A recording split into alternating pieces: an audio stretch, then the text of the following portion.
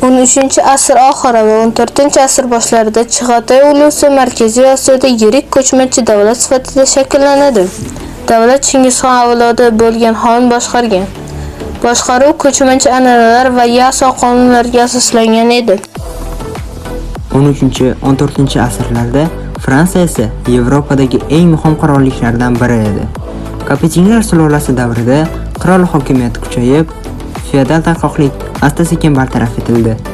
Natijada markazlashgan davlat boshqaruvi shakllana boshladi. Chig'atoy ulusi Buyuk Ipak yo'lining markazida joylashgani sababli savdo rivojlangan. Xitoy, Markaziy Osiyo va Yevropa o'rtasida ipak, ziravor va qimmatbaho buyumlar almashilgan. Kebekxon davrida yagona pul tizimi joriy etilib, iqtisodiy barqarorlik kuchaygan. Bu vaqtlarda Fransiyada esa savdo va iqtisodiyot ancha rivojlanayotgan edi. Shapan kabi yirik yarmarkali viloyatlar faqatgina Shimoliy va Janubiy Yevropani bog'labgina qolmay, yana yirik savdo markaziga ham aylanishdi. Qirol Filip IV davrida esa pul tizimi isloh qilindi. 14-asrda islom dini keng yoyilib, davlat dini darajasiga ko'tariladi. Bu jarayon ko'chmanchi va o'troq aholini birlashtirishda muhim rol o'ynagan. Chig'atoy qo'shini esa tezkor otliq askarlari bilan mashhur bo'lgan.